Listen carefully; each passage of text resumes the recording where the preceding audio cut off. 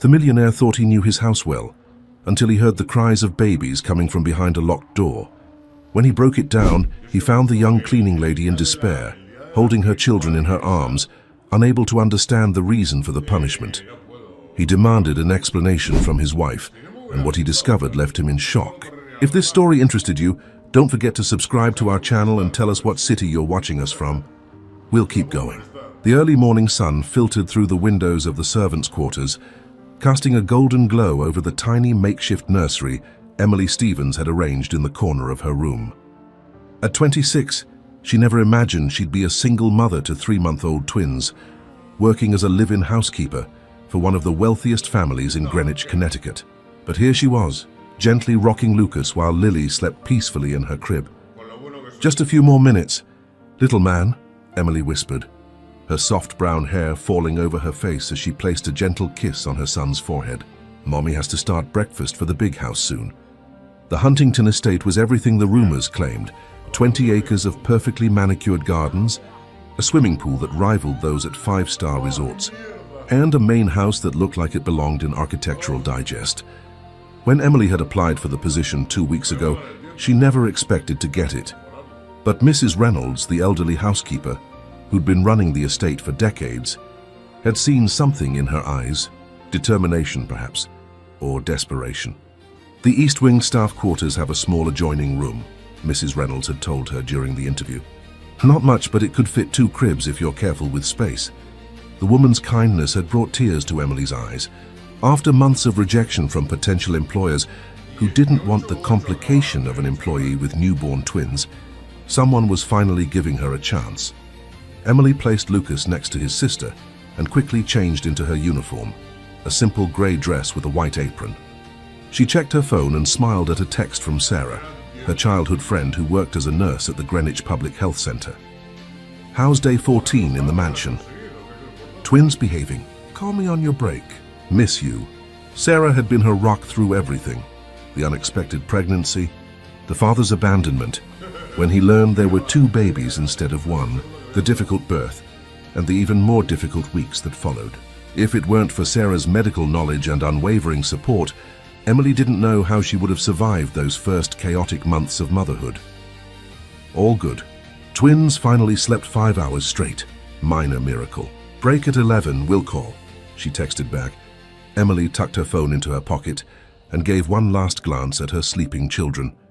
Mrs. Reynolds had helped her arrange a baby monitor system that would alert her watch if the babies woke up. It wasn't ideal, but it worked, and Emily was grateful for small mercies.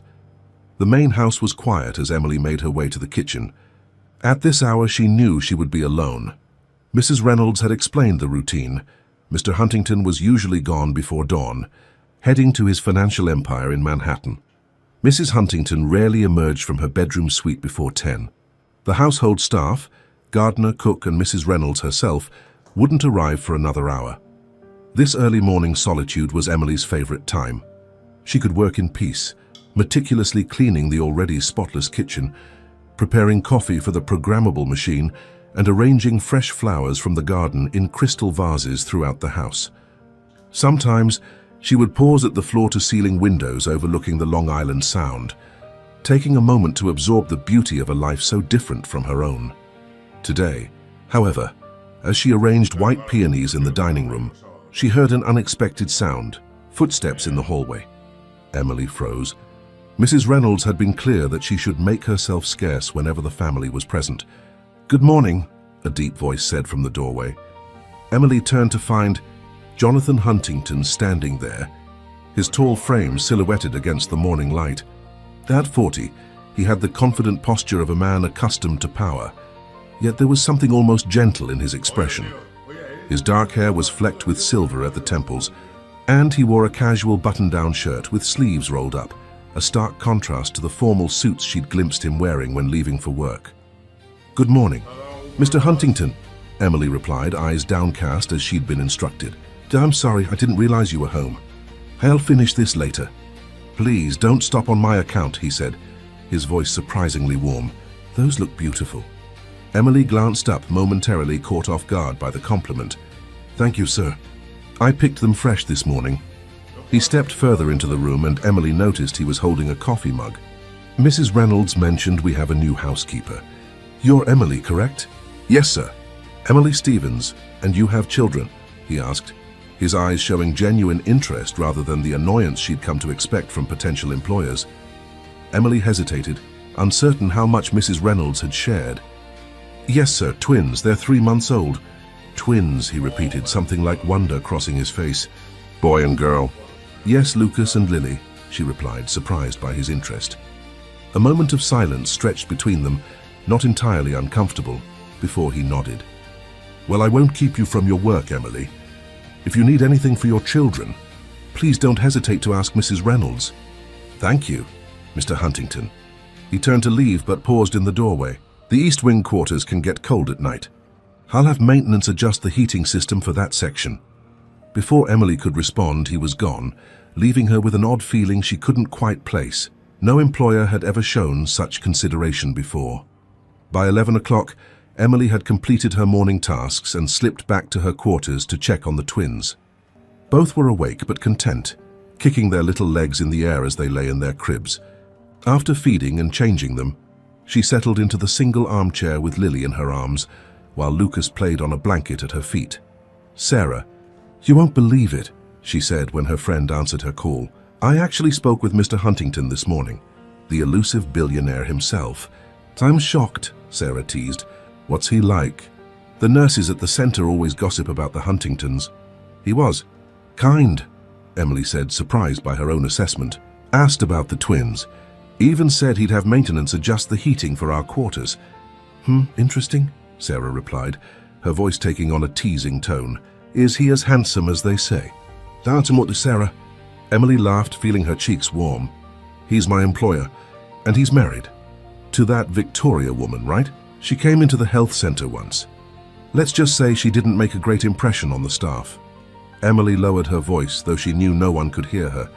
I haven't actually met her yet. Mrs. Reynolds says she rarely interacts with the household staff. Probably for the best, Sarah replied. Hey, I need to run. Emergency just came in. Call me tomorrow? Of course. Be safe. After ending the call, Emily gazed down at her babies. Lucas had her dark hair and olive skin, while Lily had somehow ended up with auburn curls that couldn't possibly have come from either parent. Both had the same deep blue eyes that still hadn't settled into their permanent color. We're going to be okay, she whispered to them. Mommy promises. The rest of the week fell into a routine. Emily would complete her morning duties while the twins slept, then return to check on them before moving on to the rest of the house. She rarely encountered the family, though occasionally she would spot Mr. Huntington working in his study late at night when she did her final rounds. He would acknowledge her with a nod or a small smile, but never initiated conversation again. Then, on Friday morning, Emily noticed something different in her quarters. The old drafty windows had been replaced with new energy-efficient ones. A small efficient space heater sat in the corner with a note, approved for safety, maintenance, and most surprising of all, 2 brand new plush blankets, one blue, one pink, lay folded at the foot of each crib. Emily touched the soft fabric, confusion washing over her. Mrs. Reynolds hadn't mentioned any of these changes. Could Mr. Huntington have ordered them? But why would he take such an interest in the comfort of a new employee and her children? That evening, as she was finishing her duties in the library, the answer came in an unexpected form. Mr. Huntington was sitting in a leather chair by the fireplace, reading glasses perched on his nose as he reviewed some documents. The heating system in the East Wing has been adjusted, he said without looking up. Is it sufficient? Emily stood with her duster in hand, momentarily speechless. Yes, sir. More than sufficient. And the new windows and blankets. That was very generous. He finally glanced up, his expression unreadable. Children shouldn't be cold, Emily. It's a simple matter. Still, thank you. The twins are much more comfortable now. He nodded and returned to his papers, seemingly dismissing her. But as Emily turned to leave, she heard his voice again, softer this time. I never asked. How old are you, Emily? The question surprised her. 26, sir. And you're raising twins alone? Yes? She didn't elaborate, didn't explain about Mark's abandonment or her parents' disapproval or the months of struggling to find work. Mr. Huntington seemed to consider this, then nodded again. "You're doing an admirable job, both with your children and your work here." "Thank you, Mr. Huntington," Emily replied, a warmth spreading through her chest at the unexpected praise. That night, after the twins were asleep, Emily found herself staring at the ceiling, trying to make sense of her employer's interest. It seemed genuine, almost paternal, certainly not inappropriate or threatening. But experience had taught her to be cautious, to question kindness that came without clear motivation. Little did she know that on the other side of the mansion, Jonathan Huntington was also awake, thinking about the young mother and her twins, feeling a strange connection he couldn't quite explain, and completely unaware of the storm that was brewing as his wife. Victoria lay beside him, her suspicions already taking root. Jonathan Huntington had always been a man of routine. Wake at 5, exercise for an hour, shower, dress, breakfast, black coffee, 2 eggs, whole grain toast, and be in his car by 7:30, heading to Manhattan. This schedule had served him well through building his hedge fund empire, through his divorce from his first wife, through the years of casual relationships that followed, and now through his second marriage to Victoria. But lately, that routine had been disrupted by thoughts of the young mother living in his East Wing. "You're distracted again?" Victoria said over dinner, her voice carrying that slight edge that had become more pronounced in recent months. At 35, Victoria Anderson Huntington was still strikingly beautiful. Tall, blonde, with the kind of poised elegance that came from generations of wealth. She'd been a successful interior designer when they met, though she'd given up her career after their wedding, claiming she wanted to focus on being a Huntington. "Just thinking about the Miller account," Jonathan lied, taking a sip of his wine. The truth was, he'd been thinking about the twins he'd glimpsed that morning. He'd risen earlier than usual and had been passing through the garden when he spotted Emily sitting on a bench in the early dawn light, a baby in each arm singing softly to them as they gazed up at her with complete adoration. The sight had stirred something in him, longing, perhaps, or regret. His first marriage had ended partly because of his reluctance to have children. He'd been too focused on building his business, too afraid of repeating his own father's emotional absence. When Victoria came into his life years later, she'd made it clear she had no interest in motherhood, which had seemed perfect at the time. Now, he wasn't so sure. "I was thinking," Victoria continued, setting down her fork with precision, "we should update the staff quarters. That section of the house hasn't been renovated since your parents owned it." Jonathan looked up, surprised by her sudden interest in a part of the house she never visited. "What did you have in mind?" "Nothing major. Just modernize it a bit. We could convert some of those small rooms into larger suites. There's really no need for so many individual staff rooms anymore." Jonathan immediately understood the implication. "We have adequate staff for a house this size, Victoria. Do we need a live-in housekeeper? Mrs. Reynolds manages everything perfectly well without living here." "Mrs. Reynolds has been asking to reduce her hours," Jonathan replied carefully. "Having Emily on the premises helps tremendously." Victoria's perfectly shaped eyebrows arched slightly. "Emily? You're on a first-name basis with the help now?" "She has a name, Victoria." Jonathan's tone remained even, but there was a firmness to it that made his wife sit back slightly. "Of course," she said, smiling in that way that never quite reached her eyes. "I just find it interesting that you know so much about the staff arrangements. You've never shown much interest before." Jonathan chose not to respond to this, instead steering the conversation toward their upcoming charity gala. But Victoria's observation lingered in his mind. She was right. He had never paid much attention to household matters before. What had changed? The answer came to him later that night, as he worked in his study. Through the window, he could see Emily crossing the garden, returning to her quarters after completing her evening duties. There was something about her, a quiet dignity, a gentle resilience that he found himself admiring. In the 2 weeks since she'd arrived, the house felt different, warmer somehow despite the approaching winter. He'd noticed the small touches, fresh flowers in unexpected places, the faint scent of lemon and lavender that now permeated the rooms, the way the library books were arranged not just by author, but with small thought given to complementary titles. These weren't things Mrs. Reynolds, efficient as she was, had ever bothered with. Jonathan's thoughts were interrupted by a soft knock at his door. Mrs. Reynolds entered, carrying a stack of mail. "These arrived for you, Mr. Huntington." and I wanted to discuss the staff schedule for the holiday season. We're only 6 weeks away from Christmas." Jonathan nodded, gesturing for her to take a seat. "How is our new housekeeper working out?" he asked casually. Mrs. Reynolds' expression softened. "Emily. She's a godsend, Mr. Huntington. Hardest worker I've seen in years. And so careful with everything, despite having those babies to care for. The children are well, thriving," Mrs. Reynolds nodded. "She's a wonderful mother. Does everything for those little ones. Sews their clothes, makes their baby food from scratch, reads to them even though they're too young to understand. Never complains even though I know she's exhausted." Jonathan felt something tighten in his chest. "Does she have family nearby?" "Support?" "Just that nurse friend who visits sometimes. The baby's father left when he found out there were twins. Her parents didn't approve of her keeping the children, wanted her to give them up." Mrs. Reynolds shook her head disapprovingly. "But she's managing. Keeps a notebook tracking every penny. Almost everything she earns goes to the babies." After Mrs. Reynolds left, Jonathan sat at his desk, turning this information over in his mind. He'd been raised with every advantage, never wanting for anything. The idea of a young mother struggling alone to provide for her children while maintaining such dignity stirred something protective in him. The next morning, Jonathan made a detour before heading to the office. The children's bookstore in downtown Greenwich was just opening when he arrived. He spent nearly an hour selecting a collection of classic children's stories, leather-bound and illustrated with the kind of artistry that could be passed down through generations. At the register, he hesitated before writing in the card. For Lucas and Lily, every great life begins with stories. A friend.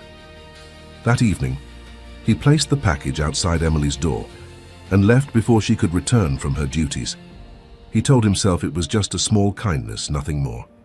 But as he returned to the main house, he realized Victoria was watching from their bedroom window, her silhouette still against the night. "Late meeting?" she asked when he entered the room. "Just wanted some air," he replied, loosening his tie. Victoria turned from the window, her silk robe flowing around her like water. "I saw you coming from the East Wing." Jonathan met her gaze steadily. "I was checking on the heating system. You mentioned it needed updating." "Did I?" Her voice was light, but her eyes were calculating. "How thoughtful of you to remember." The tension between them had been building for months, long before Emily arrived. Their marriage, once a passionate reunion after years apart, had cooled into something performative. Victoria played the role of devoted wife in public, while in private, she grew increasingly controlling, questioning his every decision, his every absence. Jonathan had once been deeply in love with her, or at least with the idea of her. They dated briefly in their 20s, a whirlwind romance that ended when his company began taking off and consuming all his time. She'd left him hurt and angry. When they reconnected 10 years later at a charity function, she seemed changed, more mature, more understanding of his commitments. The reconciliation and subsequent marriage had felt like rectifying an old mistake. Now, 3 years in, he was beginning to wonder if the mistake had been the marriage itself. "The Anderson Foundation called today," Victoria said, changing the subject abruptly. "They want you on their board." "Your father's foundation?" Jonathan raised an eyebrow. Henry Anderson had never approved of him, viewing Jonathan as new money, unworthy of his daughter despite his financial success. "Daddy's finally recognizing your influence," Victoria smiled, moving closer to straighten his collar in a gesture that once would have seemed affectionate, but now felt possessive. "I told them you'd be honored. You should have consulted me first." Victoria's smile faltered slightly. "I thought you'd be pleased. This is what we've been working toward. Acceptance into the right circles." "What you've been working toward?" "Perhaps," Jonathan corrected gently, stepping away from her touch. Victoria's eyes hardened. "I see. And what exactly have you been working toward lately, Jonathan? Besides renovating the staff quarters?" Before he could respond, his phone buzzed with a message from his assistant about an urgent situation with an overseas investment. Grateful for the interruption, Jonathan excused himself to his study, leaving Victoria standing alone, her expression shifting from anger to calculation. The next morning, Emily found the package outside her door. Her first instinct was caution. Unexpected gifts often came with expectations she wasn't willing to meet. But as she unwrapped the beautiful book collection while the twins napped, tears filled her eyes. She ran her fingers over the embossed covers, the heavy cream pages, the illustrations that seemed to leap from the pages with their vibrant colors. Who would give her children such a thoughtful gift? Mrs. Reynolds was kind but practical in her generosity. Extra formula, hand-me-down clothes, an occasional homemade casserole. This was different. This was the kind of gift that said not just, "I want to help," but "I see your children's future and it matters." Later that day, as Emily dusted the library shelves, she found herself studying Mr. Huntington as he worked at his desk. There was something different about him compared to the wealthy men she'd worked for in the past. Despite his obvious power and privilege, he lacked the dismissive arrogance she'd come to expect. Instead, there was a thoughtfulness to him, a quiet attention to detail that reminded her, oddly enough, of herself.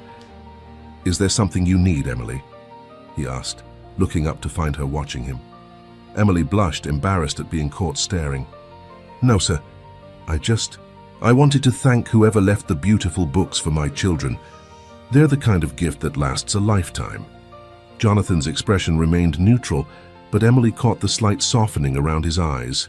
"Perhaps someone wanted to make sure those children know they're valued," he said carefully. "They are," Emily replied with quiet certainty.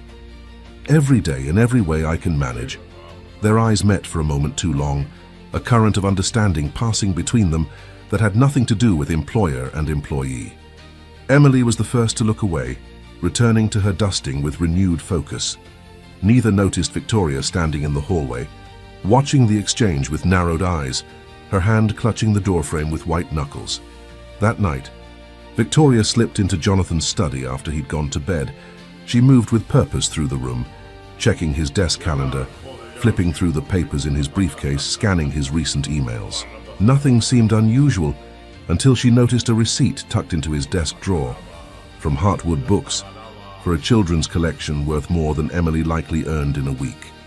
Victoria sat in Jonathan's chair, the receipt between her manicured fingers as memories flooded back. Jonathan leaving her for his work all those years ago. The humiliation of being discarded. The years she'd spent reconstructing herself, cultivating connections, refining her image, plotting her return to his life. She'd sworn then that if she ever got him back, she would never let him go again. And now this nothing of a girl with her inconvenient children was threatening everything Victoria had worked for. "Not again," she whispered to the empty room. Never again. Victoria Huntington had perfected the art of reinvention. Born to old money but raised by parents whose fortune was dwindling with each passing year. She had learned early that appearance was everything. When she first met Jonathan at 23, she had recognized his potential immediately, not just his growing wealth, but his intelligence, his drive, and most importantly, his lack of connection to the elite social circles she desperately wanted to maintain. He had been her ticket, her solution, until he'd chosen his work over her. The humiliation had been total. Her friends, the ones who mattered anyway, had whispered behind manicured hands, their sympathy thinly veiling their satisfaction at her failure. Victoria Anderson, always so confident, finally taken down a notch. Never again, she had promised herself back then, just as she whispered now in Jonathan's empty study. She had spent a decade rebuilding herself, cultivating the right connections, marrying and divorcing a tech entrepreneur whose stock options had left her comfortably wealthy, and finally orchestrating her chance reunion with Jonathan. By then, he was no longer the hungry young businessman with something to prove. He had become exactly what she'd predicted, powerful, respected, and still unmarried. Their reconciliation had been her masterpiece, calculated down to the vintage champagne she'd ordered at their reunion dinner. Now, standing in the wing that housed her husband's charity foundation offices, Victoria watched through the window as Emily crossed the garden with a twin in each arm, their little faces turned up to the weak November sunshine. "Mrs. Huntington, the board is ready for you," her assistant said, interrupting her thoughts. Victoria turned, her smile practiced and perfect. "Thank you, Melissa. I'll be right in." The Huntington Family Foundation had become Victoria's primary occupation since their marriage. Jonathan had been surprisingly willing to let her take the reins of the organization, perhaps seeing it as a way to keep her occupied while he focused on his business. Little did he know that Victoria saw it as her insurance policy, her way of cementing herself into every aspect of his life and legacy.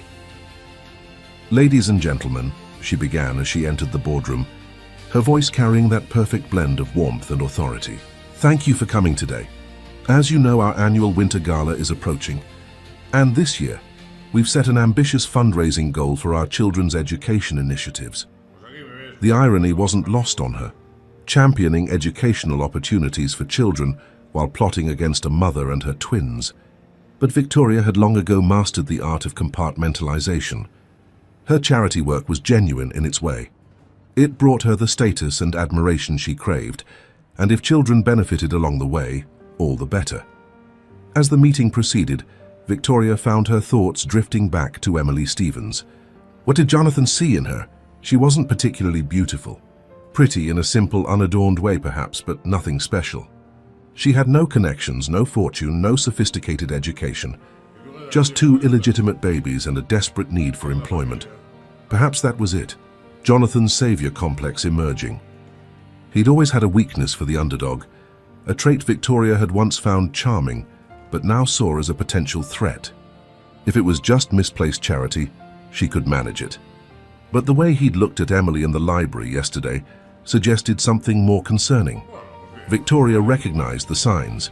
She'd seen them before in their first relationship, when his attention began to drift toward his business and away from her. That slight distraction in his eyes, the way he would pause before answering her questions, as if his mind had been elsewhere. Back then, she'd lost him to his ambition. She wouldn't lose him again, especially not to a housekeeper with baggage.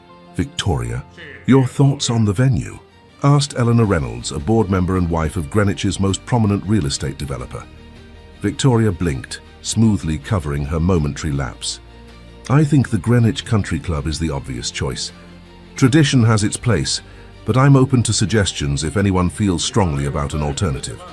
The meeting continued, and Victoria participated on autopilot, her mind working on a different problem entirely. By the time she returned to the main house, she had the beginnings of a plan. "Mrs. Huntington," Mrs. Reynolds greeted her in the foyer, "the florist called about your arrangements for the dinner party tomorrow. And Mr. Huntington asked me to tell you he'll be home late tonight, something about the Asian markets opening." Victoria nodded, removing her cashmere coat. "Thank you, Mrs. Reynolds. Is our new housekeeper working out? I've hardly seen her." Mrs. Reynolds' face brightened. "Oh, Emily's a treasure, ma'am. So thorough and quiet. You'd never know there were babies in the house. She keeps them so well behaved." "How fortunate," Victoria replied with a practiced smile. "I'd like to speak with her, actually. Perhaps you could send her to my sitting room when she's available." "Of course. She should be finishing the upstairs now." Victoria climbed the grand staircase to the master suite, her mind working through her approach. Direct confrontation wouldn't serve her purposes. Better to establish dominance subtly, to make it clear to Emily exactly where she stood in the household hierarchy. 30 minutes later, a soft knock came at the sitting room door. "Come in," Victoria called, arranging herself elegantly on the chaise lounge. Emily entered, her uniform immaculate, despite a full day's work. "You wanted to see me, Mrs. Huntington?" Victoria studied her for a moment. The simple ponytail, the clear skin free of makeup, the watchful intelligence in her eyes. There was a quiet dignity to her that Victoria found irritating. "Yes, Emily, please sit down." Victoria gestured to a chair positioned lower than her own chaise, a subtle power play. "I realized we haven't had a chance to properly meet since you started working here." "It's a pleasure, Mrs. Huntington," Emily replied, sitting with her back straight, hands folded in her lap. "Everyone has been very kind." "I'm glad to hear it." Victoria's smile didn't reach her eyes. "Mrs. Reynolds speaks highly of you." "It must be challenging working full-time while caring for two infants." "It can be, but I'm grateful for the opportunity and the accommodations." Victoria nodded, her expression sympathetic. "Children are such a blessing, but also a tremendous responsibility. I've always admired women who can balance it all, especially single mothers." Emily's expression remained neutral, but Victoria caught the slight tension in her shoulders. Good. The reminder of her precarious situation had landed as intended. I understand my husband has taken a personal interest in your situation, Victoria continued. The heating, the windows, the blankets for the children. Jonathan has always had a soft spot for charitable causes. The implication was clear. You are a charity case, nothing more. Emily's cheeks flushed slightly, but her voice remained steady. Mr. Huntington has been very kind. The improvements to the quarters benefit the house as much as us. Better insulation saves on heating costs. Victoria raised an eyebrow, impressed despite herself at the diplomatic response. This girl wasn't as simple as she'd assumed. Of course, Jonathan is nothing if not practical. Victoria stood, signaling the end of the conversation. I just wanted to make sure you were settling in well. The Huntington household has certain standards, and I take a personal interest in making sure they're maintained. I understand. Mrs. Huntington, is there anything specific you'd like me to adjust about my work? The question was perfectly respectful, yet Victoria detected a subtle challenge in it. This girl wouldn't be easily intimidated, not at present. Just continue as you have been. Victoria moved to her desk and picked up a small silver frame. This was taken at our wedding. The happiest day of our lives. The photograph showed Victoria and Jonathan on the steps of St. Matthew's Episcopal Church, surrounded by Greenwich's elite. Victoria looked radiant in custom Vera Wang, while Jonathan gazed at her with what appeared to be adoration, though she knew now it had been more relief that the elaborate ceremony was finally over. You make a beautiful couple, Emily said politely. Victoria replaced the frame carefully. We have a complicated history, Jonathan and I. We were together in our 20s, did you know that? His career came between us then. When we reunited years later, it was like the universe giving us a second chance. She turned back to Emily, her expression softening in a calculated way. There's nothing I wouldn't do to protect that second chance. The threat, veiled as it was, hung in the air between them. Emily stood, recognizing her dismissal. If there's nothing else, Mrs. Huntington, I should check on the twins. Of course. Victoria waved a hand dismissively. Family first, always. After Emily left, Victoria poured herself a glass of wine and walked to the window, watching as the young mother crossed the garden to the east wing. The conversation had been enlightening. Emily Stevens wasn't going to be scared off by vague intimidation. If Victoria wanted to neutralize this threat, she would need to be more direct. Later that evening, when Jonathan finally returned home, he found Victoria waiting for him in the library, a fire crackling in the hearth, 2 glasses of his favorite scotch poured and waiting. This is a nice surprise, he said, loosening his tie as he accepted the drink. I thought you might need it after such a long day, Victoria replied, her voice warm with practiced concern. The Asian markets must be challenging right now. Jonathan gave her a curious look. The Victoria rarely showed interest in his work, unless it involved social connections or charitable donations. Nothing I can't handle, he said, taking a seat across from her. How was your day? Productive. The gala planning is coming along nicely. Victoria sipped her scotch. I met with our new housekeeper today. Jonathan's expression remained neutral, but Victoria caught the slight pause before he responded. Oh, what did you think of her? She seems capable, though I do worry about her situation. Her situation? Victoria leaned forward, her expression a perfect mask of compassionate concern. A single mother with twins, Jonathan. No family support, from what Mrs. Reynolds tells me. Working as household staff, you have to admit it's rather Dickensian. Jonathan frowned. She's not a chimney sweep, Victoria. She's a professional housekeeper with fair compensation and decent accommodations. Of course, Victoria agreed smoothly. I just wonder if we're really helping her by keeping her here, isolated from the world, with only her children for company.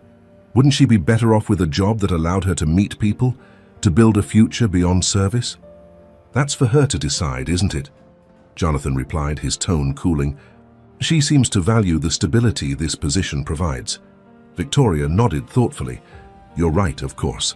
I just worry about those children growing up in staff quarters. Children need space, friends, community. She was watching him carefully, gauging his reaction. The slight hardening around his eyes told her she'd struck a nerve, perhaps his own childhood memories of distant parents and staff raising him. If you're concerned about the children, Jonathan said after a moment, Perhaps we could convert one of the unused rooms on the ground floor into a proper nursery for them during the day. It was worse than Victoria had feared. He wasn't just feeling charitable toward Emily, he was actively investing in her presence, making space for her and her children in their home. What a lovely idea, Victoria lied, her mind already racing ahead to counter this development. You've always been so thoughtful, Jonathan. Later, as they prepared for bed, Victoria watched Jonathan through the bathroom mirror as he brushed his teeth. The distance between them had been growing for months, but now she felt it widening into a chasm. She needed to act quickly, decisively. That night, as Jonathan slept beside her, Victoria lay awake planning. She had worked too hard, sacrificed too much to reclaim her place in Jonathan's life. She wouldn't lose him again, especially not to a housekeeper with 2 fatherless children.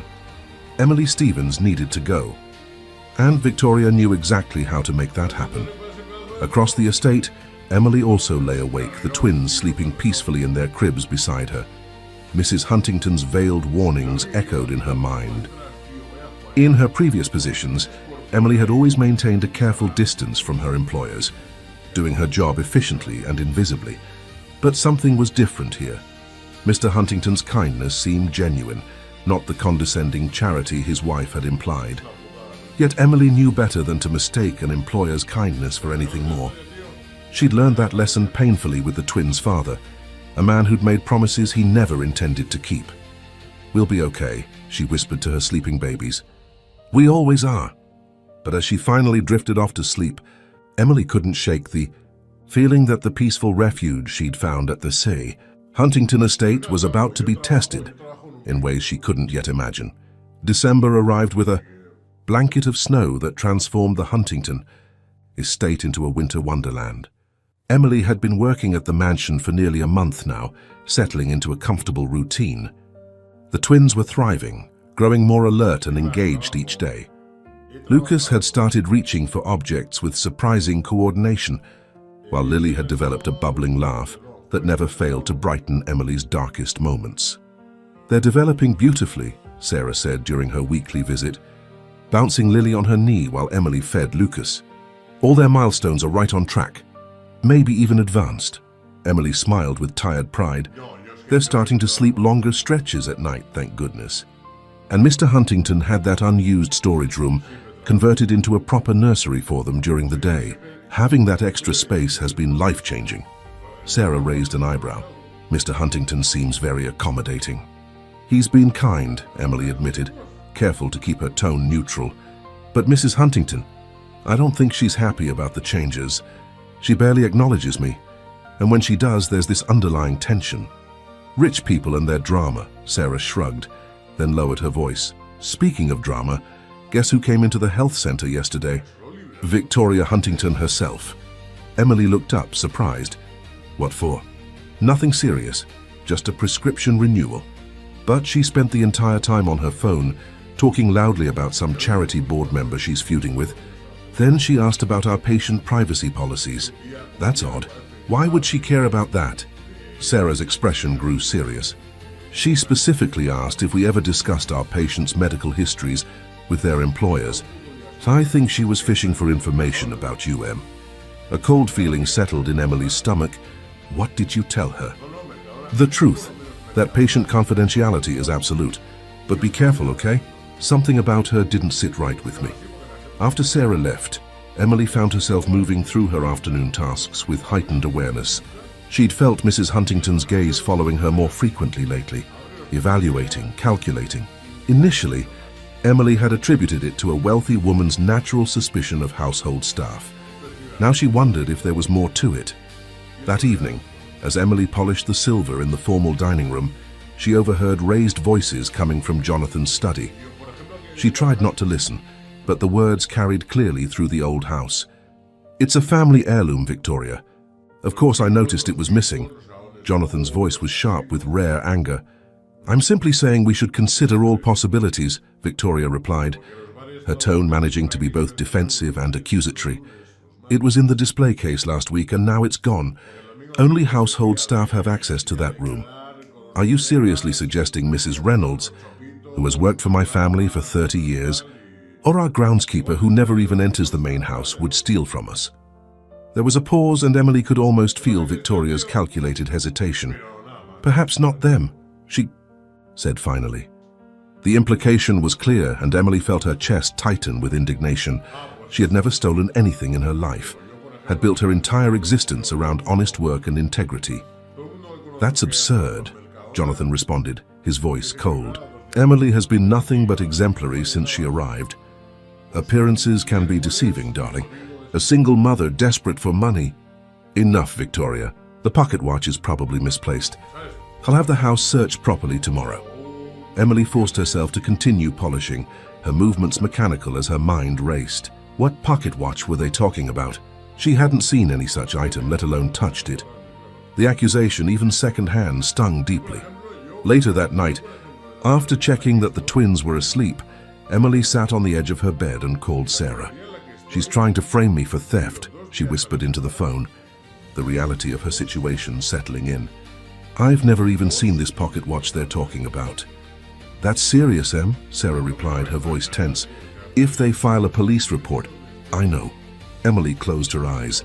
"I'd lose everything, my job, my references. No one would hire a housekeeper with a theft accusation.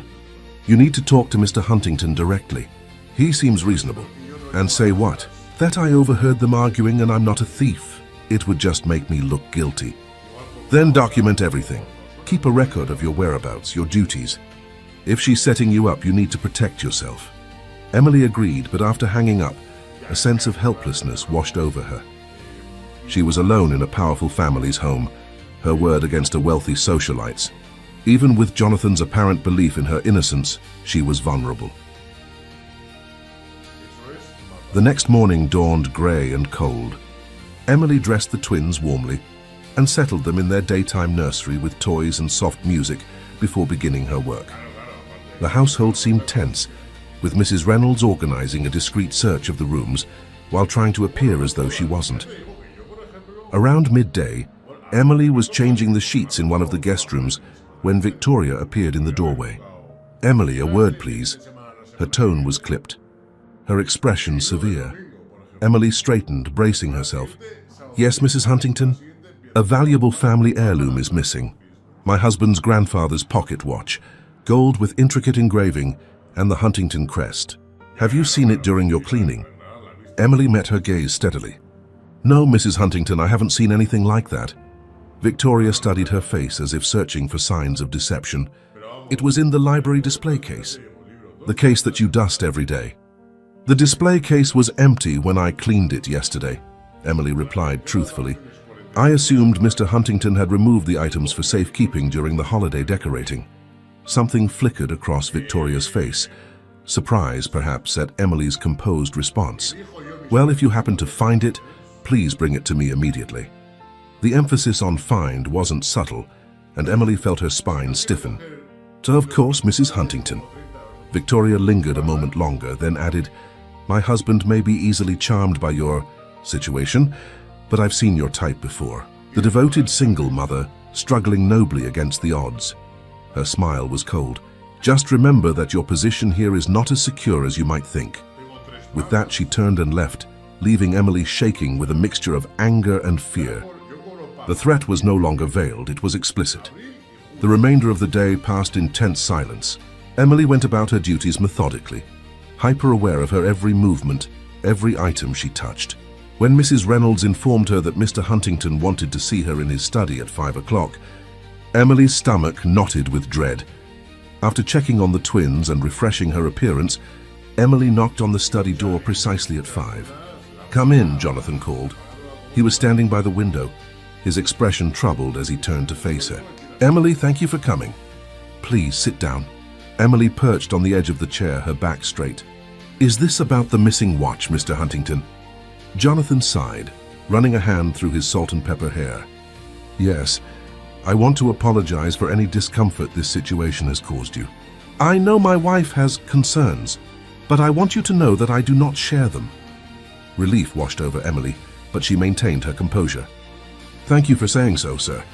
I can assure you I've never taken anything that doesn't belong to me." "I believe you," he said simply. "But the watch is still missing, and it's important to my family. It was my grandfather's. The last thing he gave me before he passed. The genuine emotion in his voice touched Emily. I understand. I'll keep an eye out for it during my cleaning. Jonathan nodded, then hesitated. There's something else. Victoria is hosting a dinner party tomorrow night for some foundation donors. She's suggested that you and the twins might be more comfortable spending the evening with your friend Sarah. All expenses paid, of course.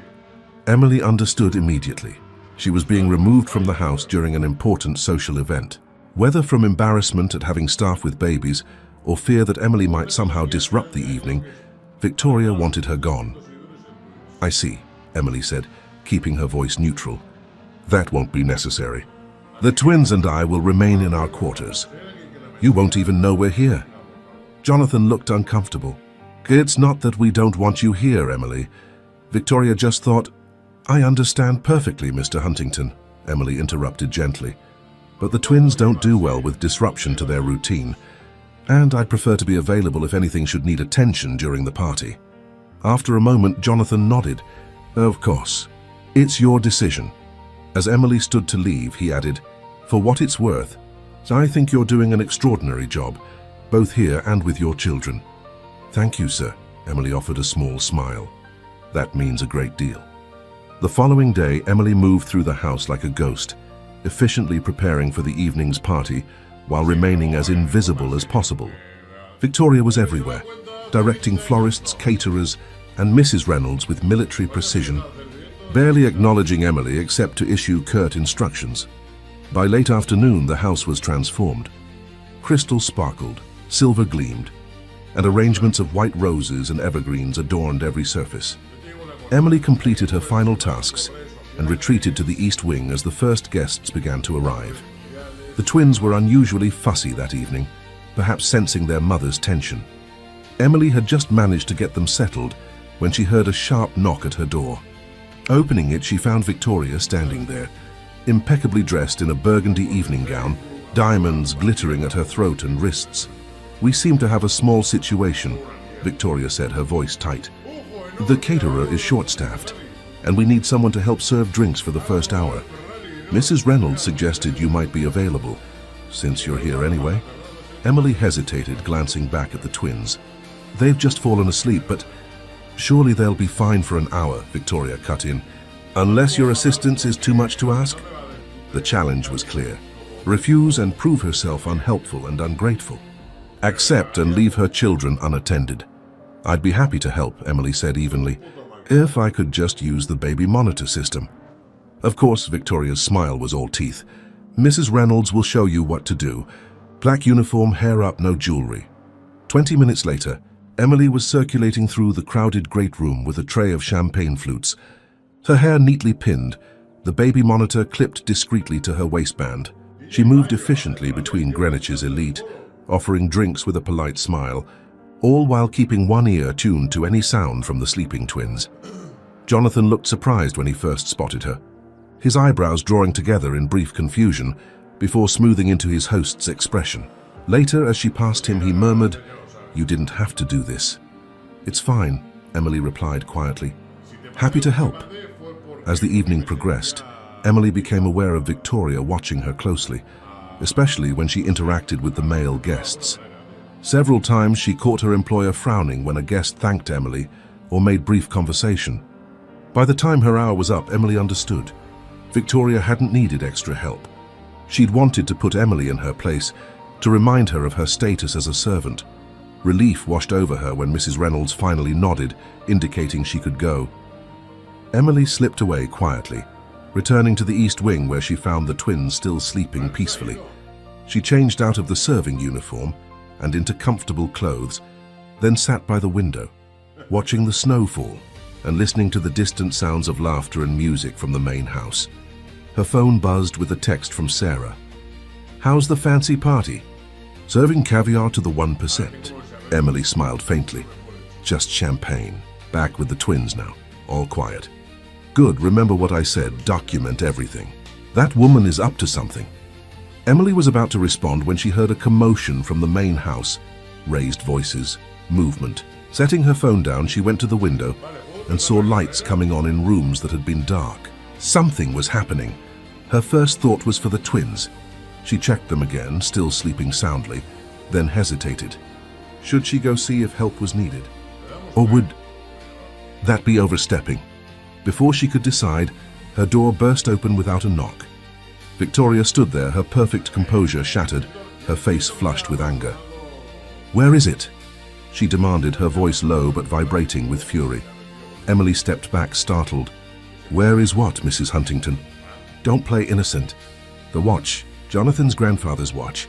It was found in the kitchen, in a drawer you accessed earlier today." The accusation hit Emily like a physical blow. "That's impossible." "I never—" "Save it," Victoria snapped, stepping into the room. "Do you know what's happening right now? Our guests are leaving.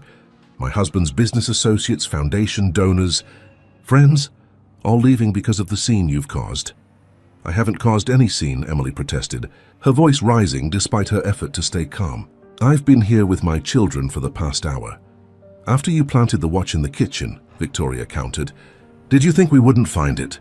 That you could somehow blame one of the catering staff?" Emily's mind raced. The watch had been found in the kitchen? In a drawer she had accessed?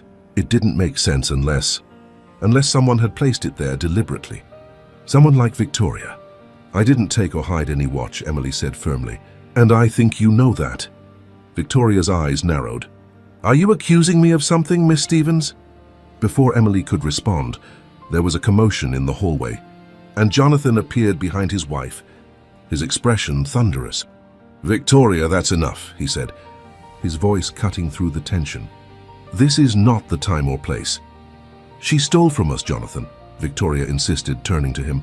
"The watch was found in the kitchen where she—" "The watch was misplaced, not stolen," Jonathan corrected, his tone brooking no argument. "And this conversation can wait until morning. Our guests are leaving." Victoria's face contorted with frustration, but she complied, shooting Emily one last venomous look before stalking back down the hallway. Jonathan lingered in the doorway, his expression troubled. "I apologize for the intrusion," he said quietly. "Please, try to get some rest. We'll sort this out tomorrow." After he left, Emily sank onto her bed, hands trembling. The implications were clear. Victoria was setting her up, trying to frame her for theft. But why? What had Emily done to deserve such targeted malice? The answer came in a flash of understanding. Jonathan's attention. His kindness toward her and the twins. Victoria saw it as a threat, not just to her position in the household, but to her marriage. Emily looked at her sleeping children, their tiny faces peaceful and untroubled. She had come to the Huntington estate, seeking stability and safety for them. Instead, she had walked into an emotional battleground, caught between a resentful wife and an increasingly attentive husband. For the first time since arriving, Emily wondered if she had made a terrible mistake. The morning after the disastrous dinner party dawned cold and grey. Emily had barely slept, her mind racing between indignation, fear, and calculation. By the time the twins woke for their early feeding, she had made a decision. She would leave the Huntington estate. No job was worth the humiliation and risk Victoria's vendetta presented. She cared for Lucas and Lily with extra tenderness, knowing their comfortable routine would soon be disrupted. "We'll be okay," she whispered as she dressed them in matching blue outfits. "We always land on our feet, don't we?" Emily was packing their few belongings when a knock came at her door. She opened it to find Mrs. Reynolds, her kind face lined with concern. "Mr. Huntington would like to see you in his study as soon as possible," the older woman said quietly. "I can watch the little ones for you." Emily hesitated, then nodded. "Thank you. I won't be long." The walk to the main house felt interminable. Emily steeled herself, rehearsing what she would say. She would be professional and dignified. She would not beg to keep her position, nor would she lash out at the injustice. She would simply explain that this arrangement was no longer tenable and request her final paycheck. Jonathan was standing by the window when she entered his study, much as he had been the previous evening. He turned at the sound of the door, and Emily was struck by how tired he looked, with dark circles under his eyes and new lines etched around his mouth. "Emily," he greeted her, gesturing to the chair across from his desk. "Please sit down." "I prefer to stand if that's all right," she replied, her voice steadier than she felt. "I won't take much of your time, Mr. Huntington. I've come to give my notice." The twins and I will be leaving today. Jonathan looked genuinely startled. Leaving? Because of last night? Because it's clear that my presence is causing tension in your household, Emily corrected carefully. I'm grateful for the opportunity you've provided, but I think it's best for everyone if we move on. Where will you go? He asked, his brow furrowing. My friend Sarah has offered her spare room until I find another position. This was a slight exaggeration. She hadn't yet asked Sarah, but she knew her friend would never turn her away. Jonathan moved from the window to his desk, running a hand through his hair in frustration. Emily, please sit down. I owe you an explanation and an apology. After a moment's hesitation, Emily took the offered chair, her back straight, hands folded in her lap. First, Jonathan began, I want to make it absolutely clear that I know you did not take my grandfather's watch. It was indeed misplaced by me.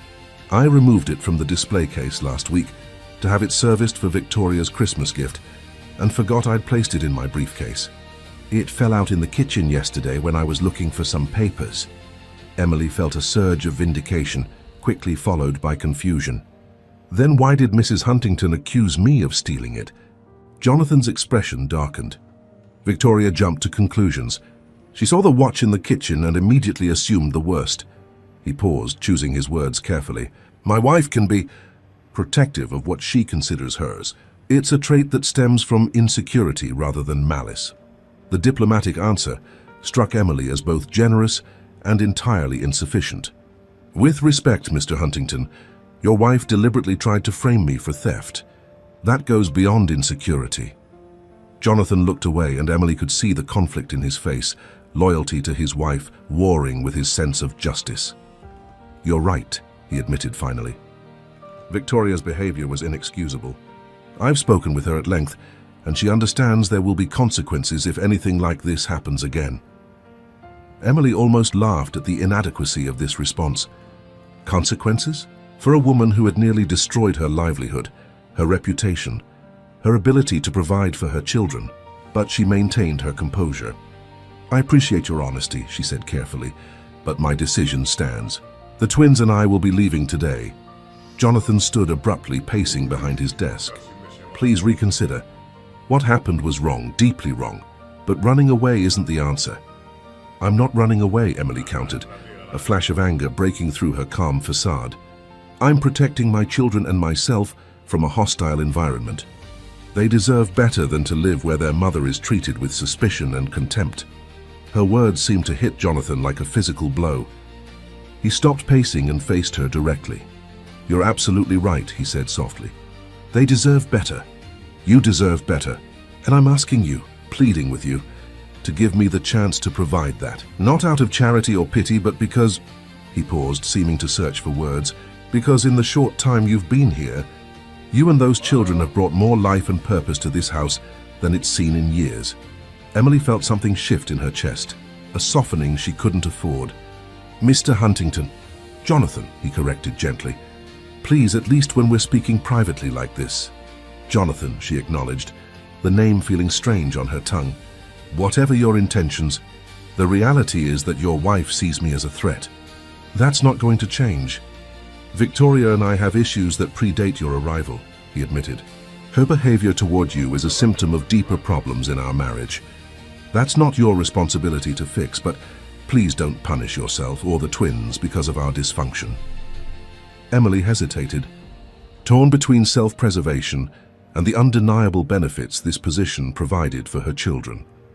The salary was generous, the accommodations safe and comfortable, and Jonathan himself had proven to be a fair-minded employer.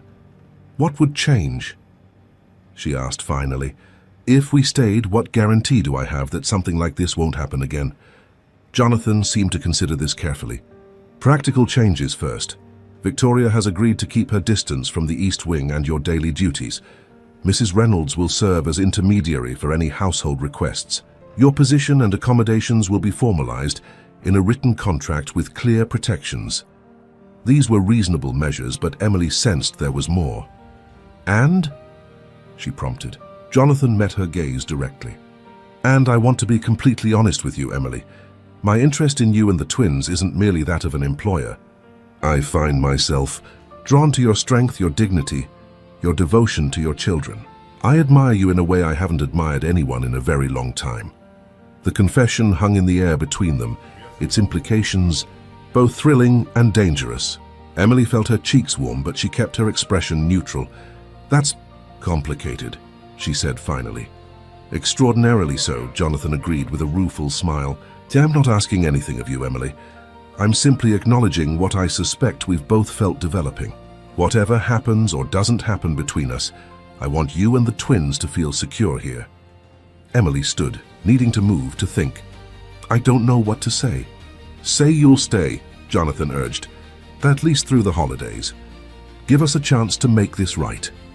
The practical side of Emily, the side that had kept her and the twins fed and sheltered through the hardest months of her life, calculated swiftly. The winter job market would be bleak. Sarah's apartment was tiny and on the 3rd floor, with no elevator. Starting over would mean depleting her meager savings. And the twins were thriving here with space and warmth and stability. "Through the holidays," she agreed finally. "But I need something from you first." "Anything," Jonathan said, relief evident in his voice. Emily met his gaze steadily. "I need to know that you believe me, completely, without reservation, when I say I have never taken anything that doesn't belong to me. Not here, not anywhere." Jonathan moved around the desk until he was standing directly in front of her. Without hesitation, he reached into his pocket and withdrew a small brass key. "This opens the safe in my closet," he said, placing it in her palm. "Inside is everything I value most. Family documents, my mother's jewelry, investment certificates. It's the only copy besides my own."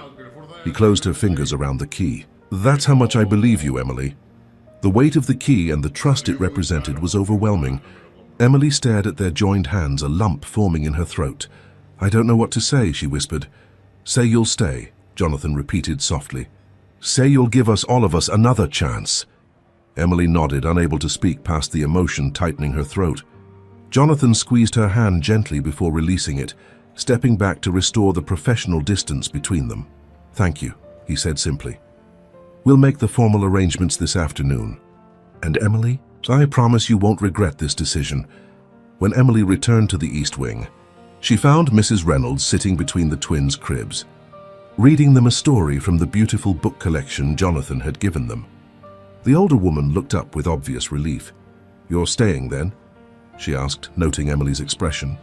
"For now," Emily confirmed, lifting Lily from her crib. "Through the holidays at least." Mrs. Reynolds nodded approvingly. "Good. This house needs you, whether they all know it yet or not." She lowered her voice. "And for what it's worth, I never believed you took that watch. Neither did Mr. Huntington." "Thank you," Emily said, touched by the housekeeper's loyalty. "That means a lot." After Mrs. Reynolds left, Emily sat with a twin in each arm, considering the decision she'd just made. The safe key was in her pocket, its presence both reassuring and terrifying. Jonathan had given her power she never asked for, trust she wasn't sure she wanted. What did it mean?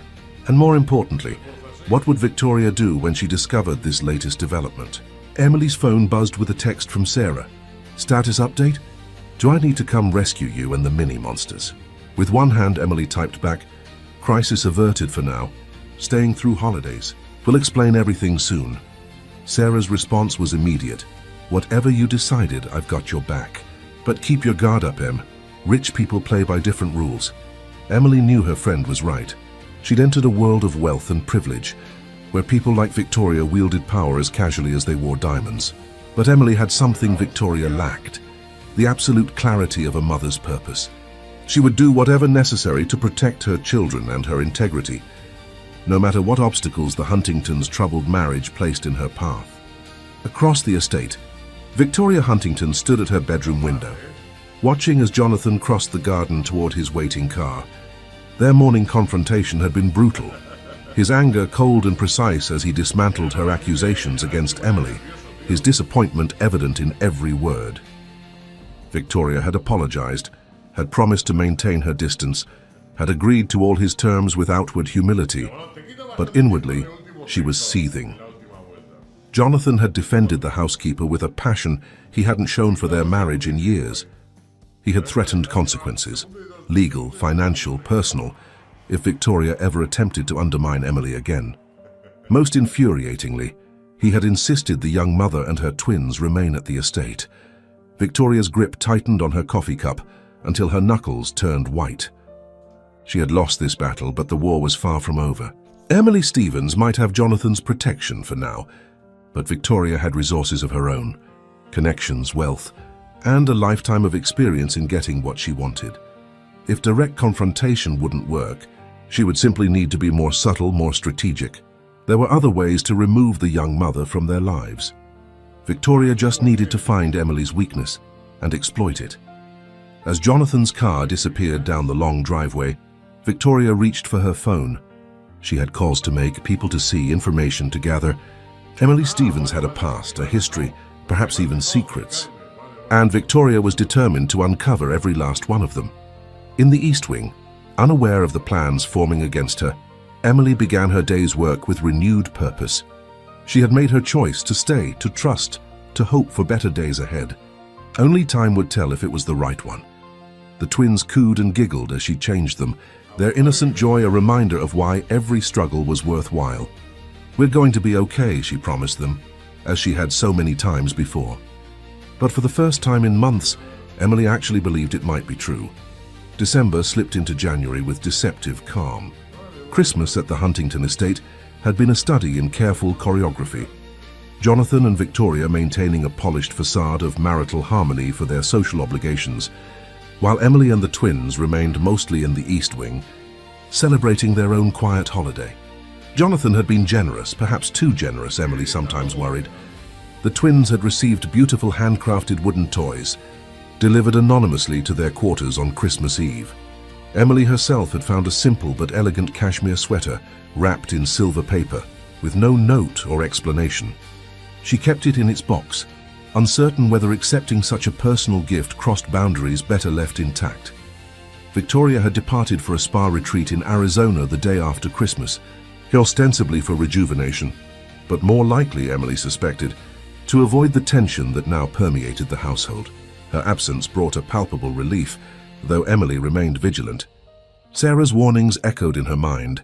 Rich people play by different rules.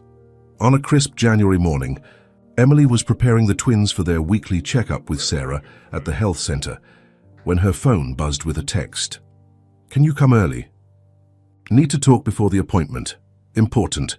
Emily frowned, an uneasy feeling settling in her stomach. Sarah wasn't one for dramatic summonses. "Everything okay?" she texted back. "Just come early. And maybe don't bring the twins if you can arrange it."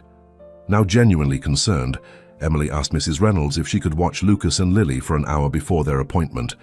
The older woman agreed readily, always delighted to spend time with the babies who had become favorites among the household staff. The drive into Greenwich proper was tense, with Emily's mind racing through possibilities. Was Sarah ill? Had something happened at the health center? By the time she parked outside the modest brick building that housed the community health services, Emily's imagination had conjured a dozen scenarios, each worse than the last. Sarah was waiting by the staff entrance, her nurse's scrubs rumpled as if she'd been on a long shift. Her expression was grim. "Thanks for coming early," she said, pulling Emily into a quick hug before ushering her inside and into an empty consultation room. "You're scaring me," Emily said once the door was closed. "What's going on?" Sarah ran a hand through her short red hair, a nervous habit from childhood. "Someone's been asking questions about you around town, specifically about the twins, your pregnancy, your background." Emily felt her blood run cold. "Victoria." "I don't know for sure," Sarah admitted. "But yesterday a woman came into the center, claiming to be from the Greenwich Social Services Department, asking to verify some details about one of our patients. You showed some official-looking but vague ID. When I pressed her for more specific credentials, she got flustered and left." "What kind of details was she looking for?"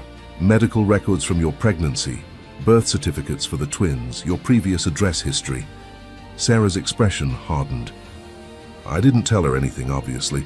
Patient confidentiality isn't just ethics, it's federal law. But I'm worried, Em. This feels coordinated." Emily sank into a chair, processing this information. Victoria returned from Arizona 2 days ago. She's been unusually polite, almost smug. "I knew it couldn't last." "There's more," Sarah said reluctantly. Dr. Patel mentioned that someone's been calling his private office, claiming to be a previous employer of yours, asking if he'd verify some concerning information about your time working for them. But that's ridiculous, Emily protested. I've never worked for anyone who would say anything negative about me. And I've never even seen Dr. Patel professionally. He's a pediatrician. Exactly. It doesn't add up. Sarah sat across from Emily, taking her hands. I think someone's trying to create a false history for you. They're fishing for information, hoping to find something they can use, and when they can't, they're trying to plant doubts. Emily felt sick. She had been naive to think Victoria would simply accept defeat after the watch incident. Of course she would retaliate, just more carefully, more strategically. What do I do? Emily whispered. I can't fight this kind of invisible attack. I don't have the resources or connections. Sarah squeezed her hands. You document everything. Every strange call, every unusual visitor. And you tell Mr. Huntington, if he's as supportive as you say, he needs to know what his wife is doing. I can't prove it's her, Emily pointed out. Then we get proof, Sarah said firmly. I've already filed an incident report about the fake social worker. If she comes back, security has been instructed to politely detain her and call the police. She paused, looking Emily directly in the eye. And I think it's time I meet this Mr. Huntington myself. Bring him to the twins' checkup today. Sarah, I can't just invite my employer to a medical appointment. Why not? He's taken a special interest in your children, hasn't he? And I need to see this man for myself. Determine if he's truly on your side or just playing both ends against the middle. Emily hesitated, torn between her instinctive privacy and the knowledge that she needed allies. Finally, she nodded and reached for her phone. To her surprise, Jonathan answered on the first ring.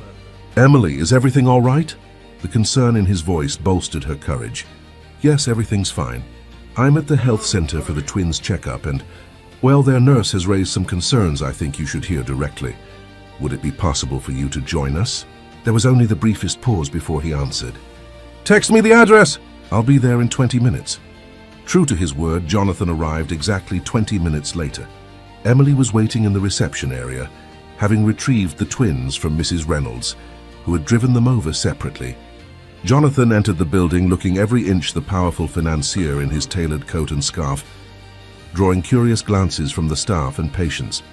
His expression softened immediately when he spotted Lucas and Lily in their double stroller. There they are, he said warmly, crouching down to their level. Hello, little ones. Emily was struck, as always, by the genuine affection in his voice when he addressed her children. There was nothing performative about it, nothing calculated. It was the simple joy of a man who liked children, perhaps even missed having them in his life. Thank you for coming, she said as he straightened. I wouldn't have asked if it wasn't important. Of course, Jonathan replied, his expression turning serious. What's happening? Sarah, Nurse Wilson, will explain. She's waiting for us. Sarah had reserved a private consultation room, larger than the usual exam rooms to accommodate the stroller and extra visitor. Her professional demeanor was firmly in place as she greeted Jonathan, though Emily caught the appraising look her friend gave her employer. Mr. Huntington, thank you for coming on such short notice. I'm Sarah Wilson, primary care nurse for Lucas and Lily. Jonathan, please, he replied, shaking her hand. Emily indicated there were concerns. Sarah nodded, gesturing for them to sit while she began the twins' standard checkup procedures, weighing, measuring, gentle examination. She worked as she talked, her hands confident and gentle with the babies. Someone claiming to be from Greenwich Social Services came to the center yesterday, asking questions about Emily and the twins. When I asked for proper identification, this person left quickly. Additionally, someone has been calling Dr. Patel, the pediatrician, posing as Emily's former employer and attempting to spread negative information about her. Jonathan's expression darkened. What kind of negative information? Vague implications that Emily was somehow unstable during her pregnancy, that she might have acquired the twins through questionable means. Sarah's voice was clinical, but her eyes flashed with anger. Complete fabrications, of course. I've known Emily since we were children. I was with her through every step of her pregnancy and delivery. Emily watched as Jonathan absorbed this information, his jaw tightening visibly. You believe this is connected to my wife, he said finally. It wasn't a question. I'm not making any accusations, Sarah replied carefully. I'm simply reporting a pattern of concerning behavior that may put Emily and her children at risk. As their healthcare provider, I'm obligated to address potential threats to their well-being." Jonathan turned to Emily, his expression grim. "I'm so sorry. This is unacceptable." The simple acknowledgement, without defensiveness or deflection, loosened something in Emily's chest. "I don't know what to do," she admitted. "I can't fight rumors and false accusations. I don't have the resources, but I do," Jonathan said firmly. He turned back to Sarah. "Nurse Wilson, I'd like your professional opinion. Are the twins healthy and well cared for?" Sarah straightened, her professional authority evident in her posture. "Lucas and Lily Stevens are thriving. They're meeting or exceeding all developmental milestones. They're well nourished, properly clothed, and show all the signs of secure attachment to their mother. Emily's care is exemplary, especially given the challenges of single parenthood." Jonathan nodded, seeming satisfied. "Would you be willing to document that assessment formally and report the incident with the fake social worker to the proper authorities?" "Already done," Sarah confirmed. "And I'll continue to monitor the situation closely." "Thank you." Jonathan turned back to Emily. "We need to address this systematically. First, security. I'm going to have additional cameras installed in the East Wing entrance and surrounding areas. Nothing intrusive, just enough to document who comes and goes." Emily nodded, relieved at his practical approach. "Second," he continued, "documentation. Every unusual call, visit, question we recorded. And third," his expression hardened, "I need to have a very direct conversation with Victoria when she returns from her luncheon." The determination in his voice was both reassuring and alarming. Emily had never wanted to come between husband and wife, regardless of the state of their marriage. "Jonathan, I don't want to cause more problems." "You aren't causing anything," he interrupted gently. "This situation is not of your making, Emily, and I won't allow you or your children to be targeted in my home." Sarah, who had been observing this exchange closely, gave Emily a small nod of approval. The twins, oblivious to the tension in the room, gurgled happily as Sarah completed their checkup. "Everything looks perfect," she announced, lifting Lucas into her arms. "These might be the healthiest babies in Connecticut." Jonathan smiled at this, reaching out hesitantly. "May I?" Sarah passed Lucas to him without hesitation, and Emily felt her heart constrict at the image. Jonathan cradling her son with such careful tenderness, his large hand supporting the baby's head with practiced ease. "You've done this before," Sarah observed. "My sister has 4 children," Jonathan explained. "I was very involved when they were young." A shadow crossed his face. "I always thought I'd have a family of my own someday. Life had other plans." The simple admission revealed more than perhaps he intended, and Emily found herself wondering about the choices and compromises that had shaped his path. Had he given up the dream of children for his career? For Victoria? Or had circumstances simply moved him in a different direction, as they had for so many? The moment was broken by Emily's phone ringing, Mrs. Reynolds checking that everything was all right with the twins. "We should head back," Emily said, after assuring the housekeeper they were fine. Mrs. Reynolds worries. Jonathan handed Lucas back to Sarah, who returned him to the stroller beside his sister. "I have some calls to make from the car. I'll drive back separately and meet you at the house." He paused, his expression serious again. "Emily, I meant what I said. This stops today." After he left, Sarah turned to Emily with raised eyebrows. "Well, he's certainly invested." "It's complicated," Emily sighed, securing the twins in their stroller. "I can see that." Sarah's expression softened. "But for what it's worth, he genuinely seems to care about you and the twins, and he didn't hesitate to believe you or stand up for you." "That almost makes it worse," Emily admitted. "I never wanted to be the reason someone's marriage fails." Sarah squeezed her shoulder. "From what you've told me, their marriage was in trouble long before you arrived. You're not responsible for their problems, Em." "Maybe not," Emily conceded, "but I'm definitely a catalyst now."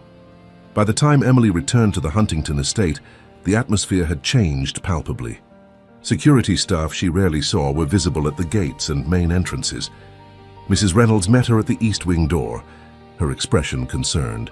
"Mr. Huntington has called an emergency staff meeting," she informed Emily, helping with the stroller.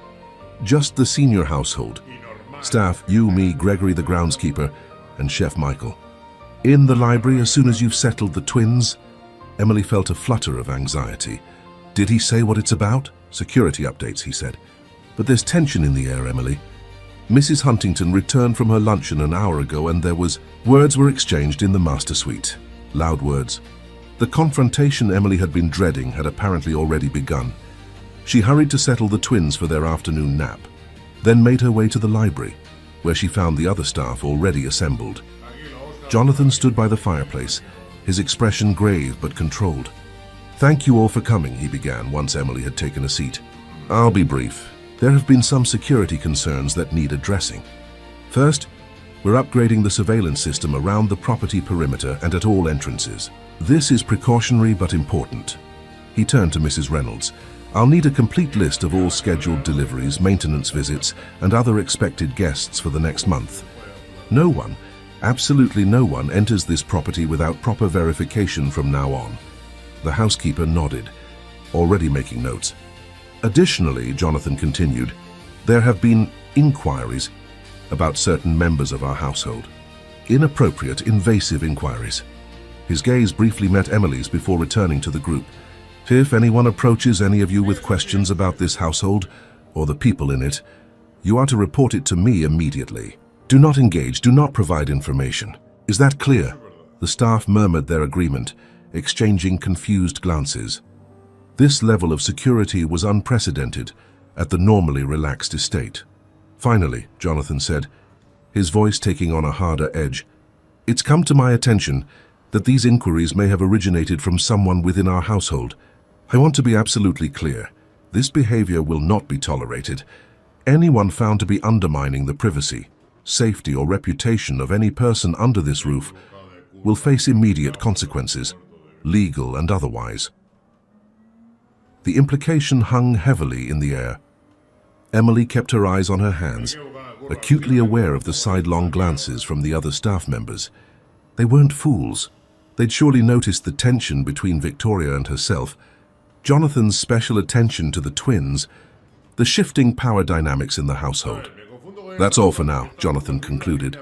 "Thank you for your discretion and professionalism." As the staff dispersed, Jonathan caught Emily's eye, silently asking her to stay behind. When they were alone, he closed the library door and turned to her with a weary expression. "I've confronted Victoria," he said without preamble. "She denied everything, of course, but I made the consequences absolutely clear. I've also contacted my attorney to prepare restraining orders if necessary." Emily felt a chill at the escalation. "Restraining orders? Jonathan, that seems extreme." "What's extreme is fabricating allegations about a mother's relationship with her children," he replied firmly. "What's extreme is attempting to create a false history to discredit someone." Victoria crossed a line, Emily, several lines. "What did she say when you confronted her?" Jonathan's expression darkened. Initially denial, then justification. She claimed she was protecting our home and investigating concerns. When I pressed her with specifics, she broke down, admitted she felt threatened by your presence, by my interest in you and the twins. Emily closed her eyes briefly. "This is exactly what I wanted to avoid." "I know," Jonathan's voice softened, "and I'm sorry you've been caught in the crossfire of our failing marriage. But Victoria's behavior is her responsibility, not yours." He moved closer, hesitating before continuing. "There's something else you should know. Victoria and we've agreed to separate. This situation with you and the twins was the catalyst, but the issues have been building for years. She's going to stay at her parents' place in Manhattan while we work out the details." The news hit Emily like a physical blow. Despite the tension, despite everything that had happened, she had never wanted to be the reason a marriage ended. "Jonathan, This isn't because of you," he interrupted gently. "It's because of us. Who we are, what we want, how we've grown apart. Victoria isn't happy here, hasn't been for a long time. And truthfully, neither have I." Emily didn't know what to say. Relief, guilt, and anxiety warred within her. "When is she leaving?" "Tonight. Her driver is coming at 7. Jonathan ran a hand through his hair, suddenly looking exhausted. "It's for the best, Emily, for everyone." As he said the words, Emily wondered who he was trying to convince, her or himself. Later that evening, Emily watched from her window as Victoria's sleek black car pulled away from the mansion, loaded with luggage. The woman hadn't said goodbye, hadn't acknowledged Emily in any way since their confrontation over the watch. Now she was gone, and the future stretched before them all, uncertain and unwritten. Emily's phone buzzed with a text from Sarah. "Checking in. Everyone okay?" "Victoria's left," Emily typed back. "They're separating." There was a long pause before Sarah's response. "Are you okay with that?" Emily stared at the question, unsure how to answer. Was she okay with being the catalyst for a marriage ending? No. Was she relieved that Victoria's campaign against her seemed to be over? Yes. Was she frightened by the possibilities now opening before her? Possibilities involving Jonathan, a future neither of them had planned. "Absolutely. I don't know," she replied honestly. "Everything's happening so fast." "Just be careful," Sarah texted back. "Separated isn't divorced. And Victoria doesn't strike me as someone who gives up easily." Emily gazed down at her sleeping twins, their tiny chests rising and falling in perfect synchronization. They deserved stability, safety, love. She had come to the Huntington estate seeking precisely those things, never imagining the complications that would ensue. Now, with Victoria gone and Jonathan's feelings for her increasingly clear, Emily stood at a crossroads. The safe, practical choice would be to maintain professional boundaries, perhaps even seek another position once the dust settled. The riskier path, opening herself to Jonathan's affection, allowing herself to hope for something more, beckoned with unexpected allure. As the lights of Victoria's car disappeared down the long driveway, Emily made a promise to herself. Whatever happened next, she would protect her children first. Her dignity second and her heart last of all. The Huntingtons' drama had entangled her, but it wouldn't define her. She had survived worse challenges than this, and she would navigate these troubled waters with the same quiet strength that had carried her through everything else. Little did she know that Victoria, seething in the back seat of her departing car, was already formulating her next move, one that would test Emily's resolve in ways she couldn't begin to imagine. February in Greenwich arrived with bitter cold and swirling snow, but inside the Huntington estate, a cautious warmth was blooming. Victoria had been gone for 3 weeks, her absence transforming the atmosphere of the mansion from one of tension to tentative peace. The twins, now 5 months old, were developing distinct personalities. Lucas serious and observant, Lily bubbly and expressive. Emily had settled into a new routine, one that increasingly included Jonathan. He had begun taking breakfast in the kitchen rather than his study, timing his appearance to coincide with Emily's morning duties. Their conversations, initially centered on household matters, had gradually expanded to include their backgrounds, interests and perspectives. Emily found herself looking forward to these exchanges, surprised by how easily they connected, despite their vastly different life experiences. "My father was a construction foreman," Emily explained one snowy morning as she prepared the twins' bottles, while Jonathan sipped his coffee. "He taught me that there's no substitute for hard work and honesty. When he lost his leg in an accident at work, he went back to school, got his accounting degree, and started all over at 43. Jonathan listened with genuine interest, his respect evident in his attentiveness. "That kind of resilience is rare. I see it in you too, that determination to build something solid no matter the obstacles." "What about your parents?" Emily asked, settling into a chair with Lucas in her arms while his bottle warmed. "Were they in finance like you?" A shadow crossed Jonathan's face. "My father was. Third-generation investment banker. Yale legacy, the whole pedigree. My mother was primarily decorative, I'm afraid. The perfect corporate wife. They had a very traditional arrangement. He provided, she maintained our social position." "You don't sound like you approved," Emily observed. Jonathan considered this. "I didn't disapprove exactly. It worked for them, in its way. But there was an emptiness to it. My father worked constantly. My mother drank too much and I was raised primarily by staff." He glanced at Lucas, gently touching the baby's cheek. "I always swore I'd do things differently if I had children." The moment was interrupted by Mrs. Reynolds entering with the day's mail. "Certified letter for you, Mr. Huntington. From Mrs. Huntington's attorneys." Jonathan's expression hardened as he accepted the envelope. "Thank you, Mrs. Reynolds." After the housekeeper departed, Emily rose, sensing his need for privacy. "I should get Lily from her crib." "No, stay." Jonathan's voice was quiet but firm. This affects you too, I suspect. He opened the envelope and scanned its contents, his jaw tightening visibly. Victoria is contesting our prenuptial agreement. She claims emotional distress and hostile living conditions forced her departure from the marital home. Emily felt her stomach drop. Because of me. Not specifically named, but strongly implied, Jonathan confirmed, continuing to read. She's seeking substantial alimony, ownership of the Manhattan apartment, and, he paused, his expression darkening further, restrictions on inappropriate relationships with household staff during the separation period. The implication was clear. Victoria was watching them, gathering ammunition. I'm so sorry, Emily said quietly, holding Lucas closer. I never wanted to complicate things for you. Jonathan set the letter aside, his expression softening as he looked at her. Emily, my marriage was complicated long before you arrived. Victoria and we reconnected for all the wrong reasons. I was lonely after years of focusing solely on my business.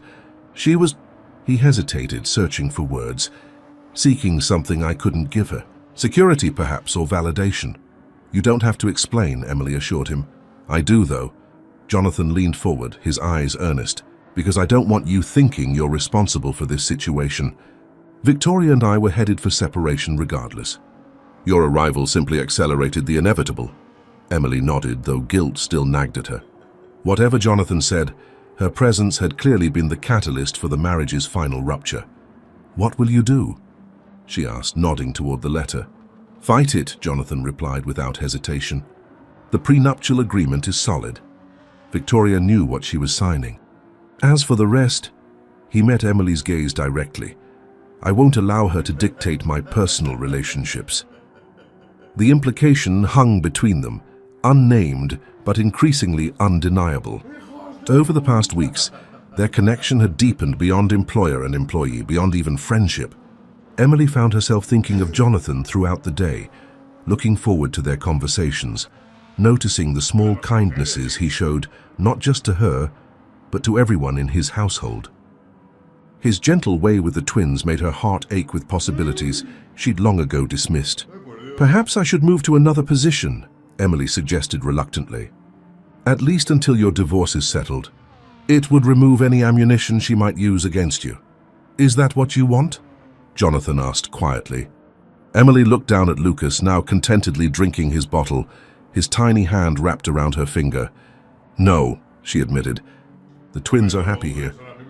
She hesitated, then decided on honesty. I'm happy here too. Then stay, Jonathan said simply. We'll handle Victoria and her attorneys.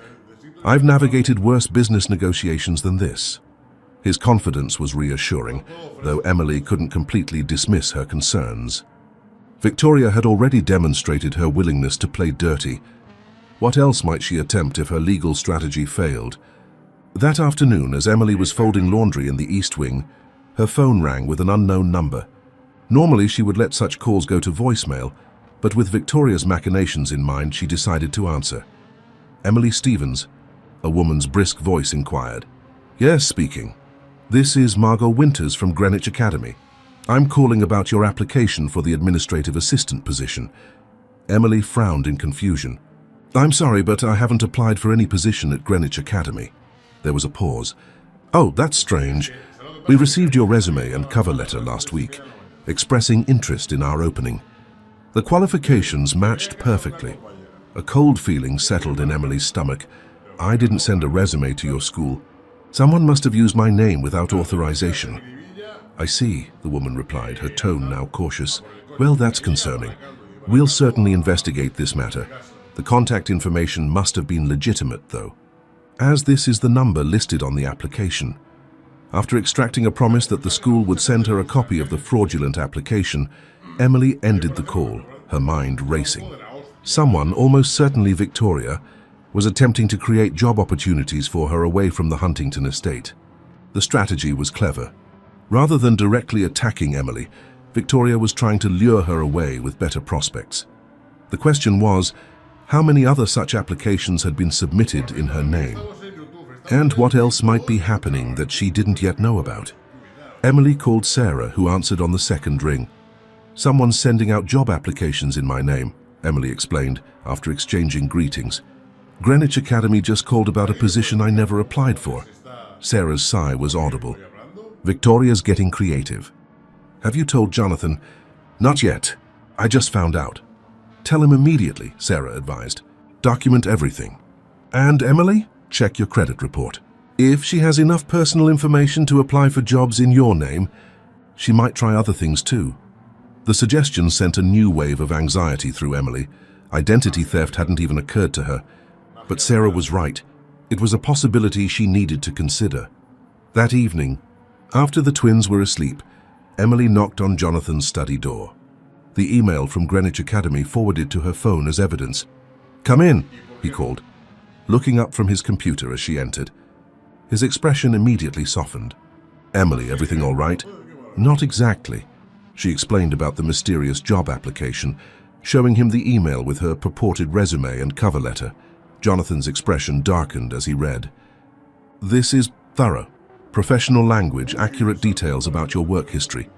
He looked up, his eyes troubled. "Victoria has more information about you than she should." "That's what worries me," Emily admitted. "How did she get these details? And what else might she do with them?" Jonathan stood pacing behind his desk. "We need to get ahead of this. First, credit monitoring for you. I'll have my financial security team set it up immediately. Second, a formal cease and desist letter to Victoria's attorneys regarding misuse of your personal information." His efficient problem-solving was reassuring, but Emily still felt vulnerable. What if she escalates? Sarah thinks this is just the beginning. "Your friend may be right," Jonathan acknowledged. "Victoria doesn't give up easily. When we first dated years ago, she had difficulty accepting when I ended things. There were calls to my office, unexpected appearances at business functions, nothing threatening, just persistent." This revelation added a new dimension to Emily's understanding of the situation. "You think she's obsessed with you?" Jonathan looked uncomfortable. "Not me, specifically. More the idea of me, what I represent. Status, security, validation of her worth. Victoria's parents lost most of their fortune when she was in college. She went from debutante to scholarship student practically overnight. It was traumatic for her. That doesn't excuse her behavior," Emily pointed out. "No," Jonathan agreed. "It explains it perhaps, but doesn't justify it." He moved from behind his desk to stand closer to Emily. "I've been thinking about this situation, and I believe we need to consider a more proactive approach." "What do you mean?" "A trap," he said simply. "We give Victoria exactly what she wants, an opportunity to reveal her true intentions, her manipulations.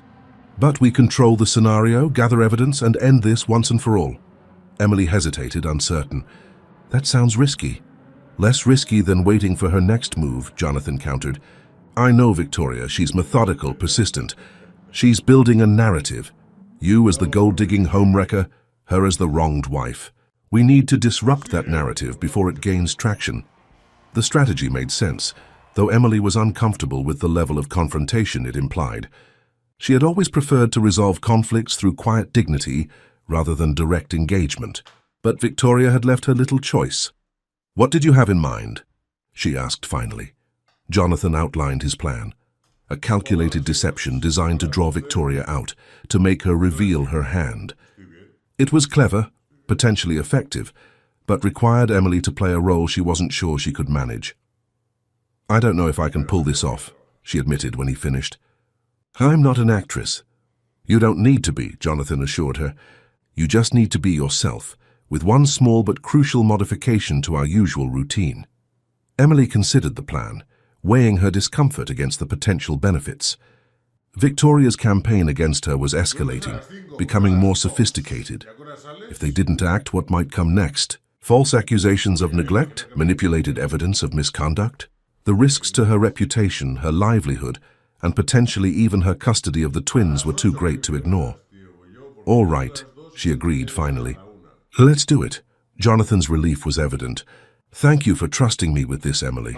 I promise once Victoria is fully exposed, we can put all of this behind us and move forward." The unspoken question, move forward how exactly, hung between them. Their growing closeness, the unmistakable attraction, the easy comfort they found in each other's company, all existed in a liminal space, neither acknowledged nor denied. Until Jonathan's divorce was finalized, until Victoria's machinations were neutralized, that space couldn't be bridged. Emily returned to the East Wing that night with her mind churning. The plan would be set in motion the following week, giving them time to prepare, to anticipate Victoria's potential responses. It was necessary, she told herself. Protection for her children, her reputation, her future. Yet as she checked on the sleeping twins, their peaceful faces illuminated by the soft glow of the nightlight, Emily couldn't help but wonder if she was crossing a line. Was she becoming like Victoria, willing to engage in deception to get what she wanted? Or was this simply self-defense, the necessary response of a mother protecting her family? The twins offered no answers, only the steady rhythm of their breathing, the innocent trust that mother would make everything right. Emily stroked Lily's soft hair, adjusted Lucas's blanket, and promised them silently that she would do whatever necessary to keep them safe, even if it meant stepping into the unfamiliar territory of confrontation and strategic deception. Across town, in her parents' Manhattan penthouse, Victoria sat at her dressing table, methodically removing her makeup after another exhausting day of meetings with her attorneys. The preliminary divorce proceedings were not going as smoothly as she had hoped. Jonathan's legal team was formidable, the prenuptial agreement frustratingly airtight. Her phone buzzed with a text from her private investigator. New development at the estate. Call when you can. Victoria felt a surge of anticipation. She had hired Thomas Blackwell 2 weeks ago, paying an exorbitant fee for his discretion and efficiency. The former FBI agent had an impressive track record of uncovering evidence for high-profile divorce cases, the kind that made cheating spouses settle quickly and generously. "What do you have?" she demanded when he answered her call. "Huntington has been seen entering the East Wing quarters after hours," Blackwell reported, "staying for extended periods. My source on the household staff confirms the rumor among personnel is that the relationship has progressed." Victoria's grip tightened on her phone. "Photographic evidence?" "Not yet. The security system upgrades have made external surveillance challenging. But I'm working on it." "Work faster," Victoria snapped. "I need proof, not rumors." After ending the call, Victoria stared at her reflection, noting the new lines around her mouth, the slight darkening under her eyes. She was still beautiful. No one could deny that. But the strain of recent months had taken its toll. Jonathan's rejection, his obvious preference for that plain little housekeeper, and her inconvenient children, had shaken Victoria's carefully constructed self-image. It wasn't supposed to happen this way. Their reconciliation had been perfectly orchestrated. The chance meeting at the charity gala, the rekindled romance, the elegant wedding featured in town and country. Victoria had calculated every move, rebuilding her life around becoming Mrs. Jonathan Huntington, reclaiming the status and security she'd once taken for granted. And now, a nobody with twin babies was destroying it all. Victoria reached for the folder her assistant had compiled on Emily Stevens. Background information, employment history, financial records, all legally obtained, of course, through various pretexts and connections. The young mother's life was an open book, remarkably free of scandal or secrets. No criminal record, no bankruptcies, not even a parking ticket. Just the ordinary struggle of a working-class girl trying to make her way in the world. The father of the twins remained a mystery, absent from the birth certificates, seemingly vanished from Emily's life. That had been Victoria's first avenue of attack, attempting to create doubt about the children's parentage. But she'd abandoned it when hospital records confirmed Emily's pregnancy and delivery. Victoria flipped through the pages, searching for a weakness, a vulnerability she hadn't yet exploited. The job applications had been a subtle approach, offering Emily a graceful exit, a better opportunity away from the Huntington estate. But the girl hadn't taken the bait, suggesting she had more ambitious plans regarding Jonathan. What would it take to remove Emily Stevens permanently from their lives?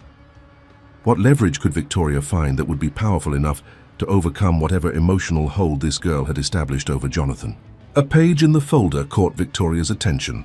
Emily's financial records, modest savings, student loans from her incomplete college education, medical bills from the twins' birth only partially covered by insurance. Vulnerability there, perhaps, but not enough to force her out of Jonathan's orbit. Victoria closed the folder, a new strategy forming in her mind. If she couldn't find existing leverage, perhaps she needed to create it. Something that would make Emily leave voluntarily.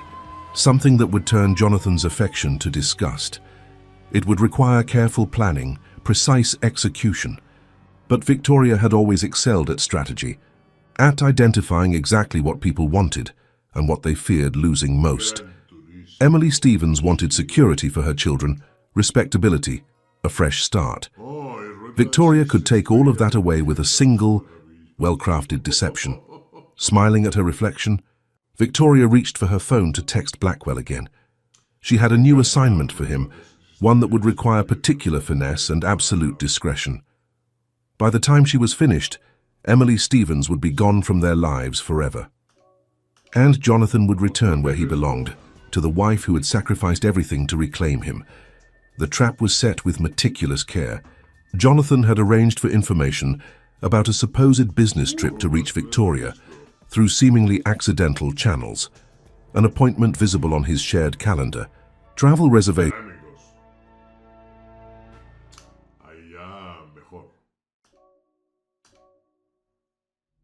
Espectacular.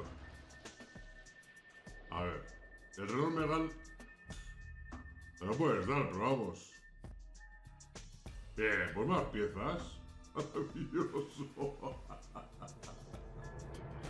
Buenos días, Alan, ¿qué tal, tío? Desde YouTube.